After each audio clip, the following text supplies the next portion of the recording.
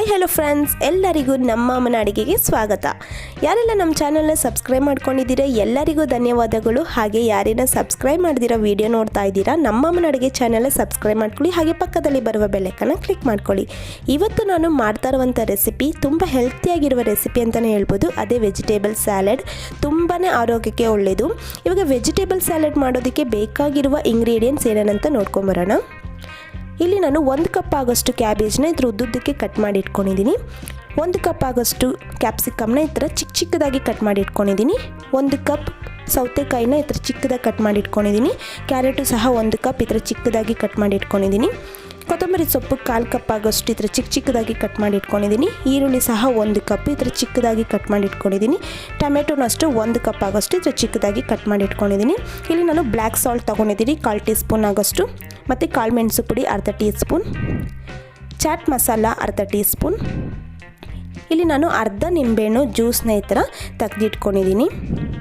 ಮಾಡೋದು ಹೇಗೆ ಅಂತ ನೋಡೋಣ. ಮೊದಲು ನಾನು ಒಂದು ಬೌಲ್ ತೊಗೊಂಡಿದ್ದೀನಿ. ಇವಾಗ ಈ ಬೌಲ್ಗೆ ನಾನು ಕ್ಯಾಪ್ಸಿಕಮ್ನ ಹಾಕ್ಕೊತಾ ಇದ್ದೀನಿ. ಕ್ಯಾಪ್ಸಿಕಮ್ ಹಾಕೋದ್ರಿಂದ ಟೇಸ್ಟು ಚೆನ್ನಾಗಿರುತ್ತೆ. ಮತ್ತು ಇವಾಗ ನಾನು ಕ್ಯಾಬೇಜ್ನ ಹಾಕ್ಕೊತಾ ಇದ್ದೀನಿ. ಕ್ಯಾಬೇಜು ಅಷ್ಟೇ ಆದಷ್ಟು ಚಿಕ್ಕದಾಗಿ ಉದ್ದುದ್ದಕ್ಕೆ ಕಟ್ ಮಾಡಿ ಹಾಕ್ಕೊಳ್ಳಿ.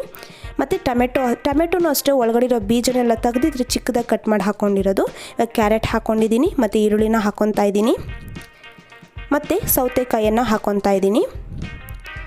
ಇವಾಗ ಕೊತ್ತಂಬರಿ ಸೊಪ್ಪನ್ನು ಹಾಕ್ಕೊತಾ ಇದ್ದೀನಿ. ಇಲ್ಲಿ ನಾನು ಚಾಟ್ ಮಸಾಲಾನ ಹಾಕ್ಕೊತಾ ಇದ್ದೀನಿ. ಚಾಟ್ ಮಸಾಲ ಹಾಕೋದ್ರಿಂದ ಟೇಸ್ಟು ಚೆನ್ನಾಗಿರುತ್ತೆ. ಮತ್ತು ಕಾಳು ಮೆಣಸು ಪುಡಿ ಮತ್ತು ಬ್ಲ್ಯಾಕ್ ಸಾಲ್ಟ್ ಹಾಕ್ಕೊತಾ ಇದ್ದೀನಿ. ಬ್ಲ್ಯಾಕ್ ಸಾಲ್ಟ್ ಹಾಕೋದ್ರಿಂದ ಯಾವುದೇ ನಾವು ಸ್ಯಾಲೆಡ್ ಮಾಡುವಾಗ ಬ್ಲ್ಯಾಕ್ ಸಾಲ್ಟ್ ಹಾಕೋದ್ರಿಂದ ಟೇಸ್ಟು ಚೆನ್ನಾಗಿರುತ್ತೆ. ಇವಾಗ ನಾನು ಲೆಮನ್ ಜ್ಯೂಸನ್ನು ಹಾಕ್ಕೊಂಡಿದ್ದೀನಿ. ಇಷ್ಟು ಹಾಕ್ಕೊಂಡು ಚೆನ್ನಾಗಿ ಮಿಕ್ಸ್ ಮಾಡ್ಕೋಬೇಕು. ನಾವು ತರಕಾರಿನ ಬೇಯಿಸ್ಕೊಂಡು ತಿಂತೀರಿ. ಈ ಥರ ನಾವು ಹಸಿಯಾಗಿ ತಿನ್ನೋದ್ರಿಂದ ಆರೋಗ್ಯಕ್ಕೆ ತುಂಬಾ ಒಳ್ಳೆಯದು ಫ್ರೆಂಡ್ಸ್. ಮತ್ತು ನೀವು ಈ ಥರ ಸ್ನ್ಯಾಕ್ಸ್ ಯಾವಾಗಾದ್ರೂ ಏನಾದ್ರು ತಿನ್ಬೇಕು ಅನಿಸ್ದಾಗ ಈ ಥರ ಬೇಗ ಕಟ್ ಮಾಡ್ಕೊಂಡಿದ್ರೆ ಸ್ನ್ಯಾಕ್ಸ್ ಥರ ಆಗಿ ನೀವು ಕೂಡ ತಿನ್ಬೋದು. ತುಂಬಾ ಚೆನ್ನಾಗಿರುತ್ತೆ. ಇವಾಗ ನೋಡಿ ಇದೆಲ್ಲ ಮಿಕ್ಸ್ ಮಾಡ್ಕೊಂಡಿದ್ದಾಗಿದೆ. ಇವಾಗ ಇದೆಲ್ಲ ನಾನು ಸರ್ವಿಂಗ್ ಬೌಲಲ್ಲಿ ಹಾಕ್ಕೊತಾ ಇದ್ದೀನಿ. ಈ ರೆಸಿಪಿ ವೆಯ್ಟ್ ಲಾಸ್ ರೆಸಿಪಿ ಅಂತಲೂ ಹೇಳ್ಬೋದು. ಹಾಗೆಯೇ ಡಯಟ್ ಫುಡ್ ಕೂಡ ತುಂಬಾ ಒಳ್ಳೆಯದು ಆರೋಗ್ಯಕ್ಕೆ. ನೀವು ಈ ಥರ ಮಾಡಿ ತಿನ್ನೋದ್ರಿಂದ. ನಿಮಗೂ ಕೂಡ ಈ ವಿಡಿಯೋ ಇಷ್ಟ ಆಗಿದ್ದರೆ ಮನೇಲಿ ಒಂದ್ಸತಿ ಟ್ರೈ ಮಾಡಿ ಹೇಗೆ ಬಂತು ಅಂತ ಕಮೆಂಟ್ ಮಾಡಿ.